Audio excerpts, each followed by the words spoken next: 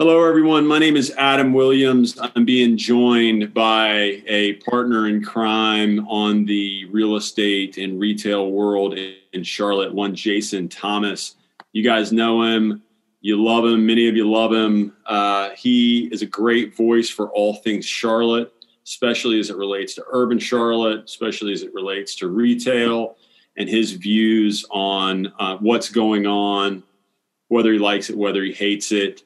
We thought it'd be fun to take a new series out and just take two opposite perspectives of the same kind of data and the same commonplace events. I take a certain perspective. You could call it a more kind of real estate developer or maybe even capitalist kind of perspective to all things retail and restaurants.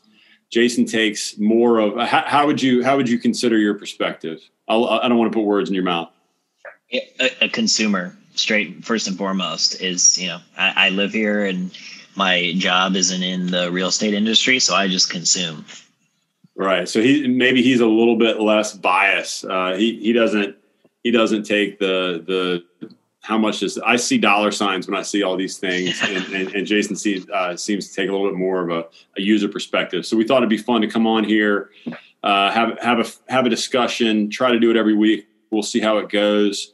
Our first discussion that we decided to have is obviously COVID has rocked the airwaves. It has changed every aspect of all of our lives, and perhaps no part of our lives have been affected more than kind of the hospitality, restaurant, just moving and acting and living in our city that has changed drastically since COVID.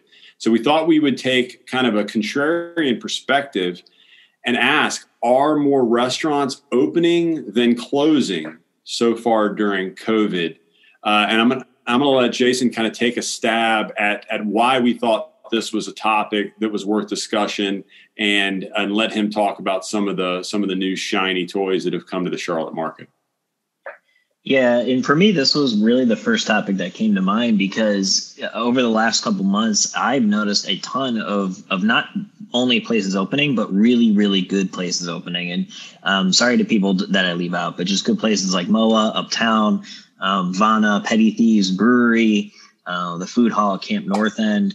Just some really, really great places that are super high quality that are coming on really, really strong. And to just come on the scene now is not only super courageous. I can't imagine what that would be like, but to also to do it and do it super well. I just found that was really interesting that that's happening. And there have been closures and it does suck. It's terrible. I can't imagine what that's like either, but it's inspiring, I think, to see places open during this time, and not just open, but open strong and be very good. There's a lot of really good places that have opened up. So Jason, why do you think that obviously restaurants have been crushed all across the country?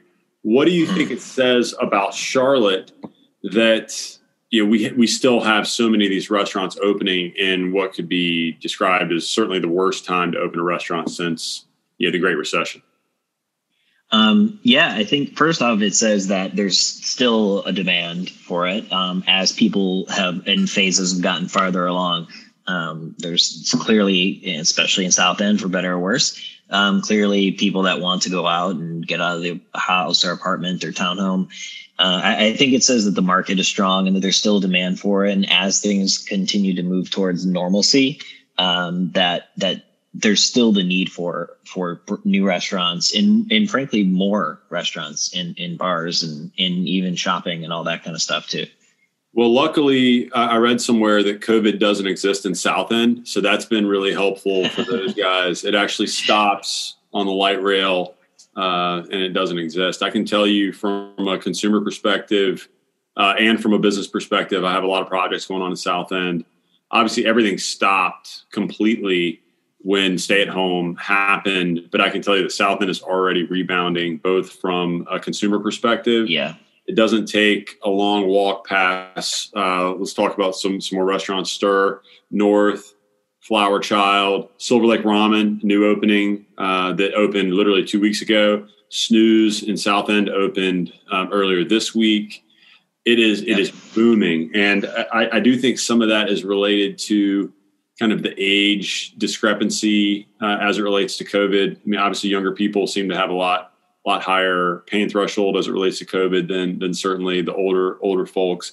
And I would even go one step further to say that I look at Charlotte as a net winner as it relates to COVID, because I think that it doesn't take a genius to look at Manhattan, Boston, Chicago, San Francisco, these historical, first tier cities. It's tough to live there right now. And I think the cities like Charlotte, Raleigh, Nashville, Austin, that kind of next tier, or maybe even that tertiary tier where you can still have a great quality of life. It's a little bit more elbow room. I think we're going to be massive net winners as it relates to this, even though we're going through a hard time. I'd love to hear your take on that. Yeah, and I can say, taking it beyond retail, but even from an office perspective, as a office worker, personally, I'm sick of working at home, and I've been talking to office folks, and I know a lot of my colleagues are sick of working at home. So I think from an office perspective, I think you're going to see that market come back really strong too. And maybe not necessarily with like tech companies who may be more apt to just keep their employees at home. But for me, I'm very excited to go back into the office. And I think that office developers are excited to hear that kind of thing. And I think that all goes back to retail too, as soon as everyone starts going back in, you'll see a boom pick back up, especially in the uptown area here. Yeah, and I think that uptown is still kind of that last wave. I mean, unfortunately, uptown is major. Uptown is fed by those towers. Right now, the towers are empty. It's not a fun place. It hurts my heart, man, because I love uptown, and it definitely hurts. Let me ask you, and I've been hearing many things as it relates to kind of productivity levels starting to tail off with all this work from home. So I think there will be a rebound on the office market to your point earlier. Let me ask you another restaurant question. The restaurants that are closing during COVID, what do you think is directly COVID related, or what do you think is kind of COVID being the nail in the coffin? Obviously all the big box stores, those are easy headlines to write, like COVID killed Bed Bath and Beyond, but obviously that was a death march before it happened. So what is your perspective of the restaurants that have closed? Do you think it's COVID, or do you think that was just an acceleration? I think it's more so than not. I don't know. I'm just speaking strictly from an outside perspective, but I think more it's an acceleration. You've seen a couple places that have closed where their owners just at this point just saying, okay, I'm going to just retire. And it's sped up some retirement plans. I think that Bill Spoon's was, I think, one of them where he just said, I'm going to retire. But I think you're seeing a lot of that. I think with La Belle Helene, which obviously grabbed a ton of headlines, is closing. That one was strictly a company decision. A lot of people don't know that was backed. That's backed by a huge company. So I'm sure there's maybe something that has to do with it, but at least as far as the majority of closings I've seen, it's been more so driven by COVID being acceleration rather than a complete cause. Obviously there's been some of that too, which is, again, it's terrible. I can't imagine. It sucks. But for me, what I've seen mostly just from a news outside looking in perspective, it seems to be more of an accelerant than anything else. All right, so let's put a bow on this because we want to keep it short.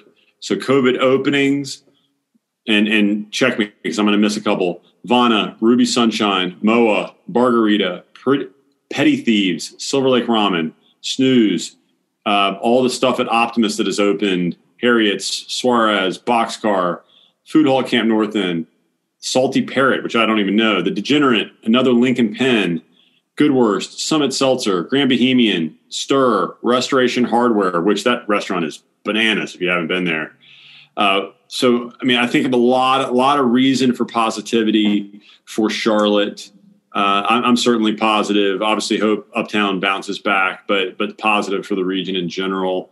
And I think that we would love to hear some other parts of Charlotte, real estate or retail or restaurants that you guys would love for us to cover. This is something we want to have fun with. We want to try to do more often. We'd love to hear some discussion points that you think that our two perspectives can kind of shed some light on. Jason, what Any sign off notes? Yeah, I think just to all the folks out there that are opening up places during this time, power to you. I think I don't know if you mentioned, maybe you did, I missed it, the Camp North End stuff, like Leah and Louise, and they're doing really well over there. So I think just keep providing. In Charlotte, it seems to be very, very great about giving back. I'm sure people saw the Lang Vaughn story. That was a super heartwarming story. So this community is a really great community to be in, and I think we stand up for our own. So I think that's super positive, and it's certainly a good trajectory once, again, normalization continues.